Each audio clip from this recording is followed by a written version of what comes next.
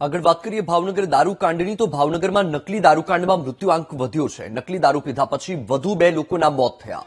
નકલી દારૂ બનાવનારા નરેન્દ્રસિંહ યાદવનું જ મોત થયું। શિક્ષકનું ઘરમાં લોહીની ઉલટી કરીને મોત। અત્યાર સુધી નકલી દારૂ પીવાથી 7 લોકોના મોત થયા। ઉજ્જૈનથી નરેન્દ્રસિંહને દારૂ બનાવવા બોલાવાયો હતો। પોલીસની તપાસમાં અમદાવાદનું પણ કનેક્શન સામે આવ્યું છે। મિથેનોલ અને રો મટીરિયલ અમદાવાદથી મેળવ્યું હોવાનો ખુલાસો થયો છે। પહેલા નકલી દારૂની 51 પેટી તૈયાર કરવામાં આવી હતી। 25 પેટી દારૂ બનાવી ભાવનગરમાં દારૂનું વેચાણ કરાયું હતું।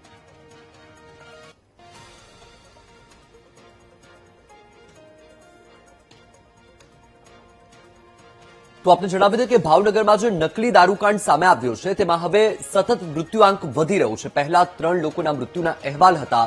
ધીમે ધીમે મૃત્યુઆંક 7 પર પહોંચ્યો છે અને હજુ પણ અન્ય જે લોકોને અસર હતી એ લોકો સારવાર હેઠળ છે। આપને જણાવી દઈએ કે જે શિક્ષકને નકલી દારૂ બનાવવા માટે બોલાવવામાં આવ્યો હતો તેનું પણ મોત થયું છે।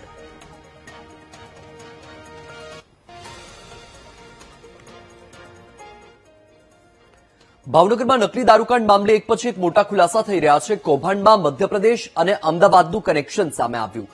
દારૂ બનાવવા માટે ઉજ્જૈનથી ખાસ માણસો બોલાવ્યા હતા। અમદાવાદથી મિથેનોલ અને રો મટીરિયલ લાવ્યા હોવાનું પણ તપાસમાં ખુલ્યું છે। તપાસમાં ખરકડી ગામથી વર્તેજ સુધી નકલી દારૂની સપ્લાય ચેઇન સામે આવી। યુવકોએ ખરકડી ગામના ધર્મેન્દ્રસિંહ ગોહિલ પાસેથી દારૂ મેળવ્યો હતો। ધર્મેન્દ્રસિંહે નાના ખોખરા ગામના અર્જુનસિંહ પાસેથી દારૂનો જથ્થો લીધો હતો। અર્જુનસિંહે સોડવદરાના પારસ પાસેથી દારૂ ખરીદ્યો હોવાનું સામે આવ્યું છે। પારસે મુખ્ય આરોપી ગૌતમ સોલંકી સાથે મળીને વર્તેજમાં જ ઝેરી દારૂ તૈયાર કર્યો હતો। નકલી દારૂને કારણે અત્યાર સુધી કુલ 7 લોકોના મોત થઈ ચૂક્યા છે। વર્તેજ પોલીસ મથકમાં 21 જેટલા બુટલેગર સામે કડક ગુના નોંધાયા છે।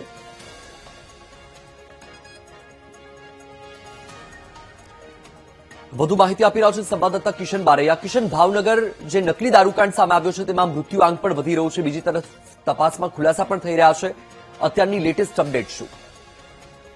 હા, વાત કરીએ તો જે નકલી દારૂકાંડ છે તેને લઈને અત્યાર સુધીમાં ટોટલ 7 મોત થયા છે, જેની અંદર 39 લોકો જે છે એ સારવાર હેઠળ હાલ છે। વાત કરીએ તો જે રીતે ઘોઘા તાલુકાના ખરકડી ગામ અને વર્તેજ પોલીસ સ્ટેશન વિસ્તારમાં આવેલું જે આ ગામ છે ત્યાં 8 જેટલા લોકોએ જે દારૂ પાર્ટી કરી હતી તે ત્યારબાદ દારૂનું સેવન કર્યા બાદ અચાનક તેમની તબિયત લથડે છે અને તેમને હોસ્પિટલ ખાતે દાખલ કરવામાં આવે છે।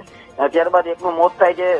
ત્યારબાદ વાત કરીએ તો ગઈકાલે સવારમાં એક મોત થાય છે। ધીમે ધીમે જે મોતનો આંકડો છે તે વધતો જાય છે અને જે પોલીસ છે તે હરકતમાં આવે છે। એસએનસીના જે વડા છે એસપી મયુરસિંહ ચાવડા તેઓ પણ પરમ દિવસે રાતથી ભાવનગરની અંદર સામાન નાખ્યા છે। તો સમગ્ર જે કેસની જે તપાસ છે તે હાલ એસએનસી કરી રહ્યું છે।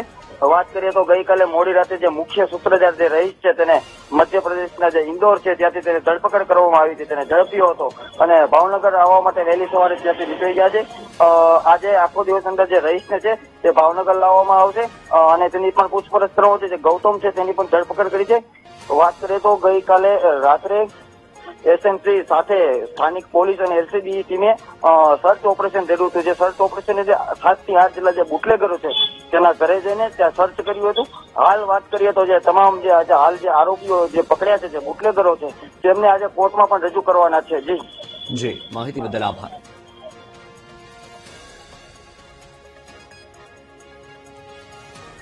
તો આપણે જણાવી દઈએ કે ભાવનગરમાં જે નકલી દારૂકાંડ સામે આવ્યું છે તેમાં એક બાદ એક ખુલાસા થઈ રહ્યા છે। એક તરફ જ્યાં મૃત્યુઆંક સતત વધી રહ્યો છે ત્યાં બીજી તરફ ઉજ્જૈન અને અમદાવાદ કનેક્શન પણ સામે આવી રહ્યું છે। દારૂ બનાવવા માટે ઉજ્જૈનથી ગેંગ આવી હતી તો મિથેનોલ સહિતનું જે રો મટીરિયલ છે તે અમદાવાદથી ખરીદવામાં આવ્યું હતું। એક બાદ એક આ જે કેસ છે કેસમાં ખુલાસા થઈ રહ્યા છે। આપણે જણાવી દઈએ કે 16 ઓગસ્ટના રોજ કેટલાક લોકોએ પાર્ટી કરી હતી અને ત્યારબાદ એ લોકોને તેની અસર દેખાવા માંડી। જ્યારે સ્વાસ્થ્ય લથડ્યું ત્યારે ગતરોજથી જ સવારથી આ કિસ્સો પ્રકાશમાં આવ્યો છે। ગતરોજ પહેલા 3 મૃત્યુના અહેવાલ હતા, પછી મૃત્યુઆંક 4 પર પહોંચ્યો અને અત્યારે મૃત્યુઆંક 7 પર પહોંચી ચૂક્યો છે। સાથે જ મધ્યપ્રદેશથી જે શિક્ષક કે જે આ નકલી દારૂ બનાવવા માટે ખાસ તેને બોલાવવામાં આવ્યો હતો તેનું પણ મૃત્યુ થઈ ચૂક્યું છે। આપણે જણાવી દઈએ કે આ જે કેસ છે એ કેસમાં જે 21 જેટલા બુટલેગરો છે તેમની સામે હાલ તો કડક કાર્યવાહીનો ધમધમાટ શરૂ થયો છે। સાથે જ જે આરોપીની અટકાયત કરવામાં આવી છે તેમને આજે કોર્ટમાં પણ રજૂ કરવામાં આવશે।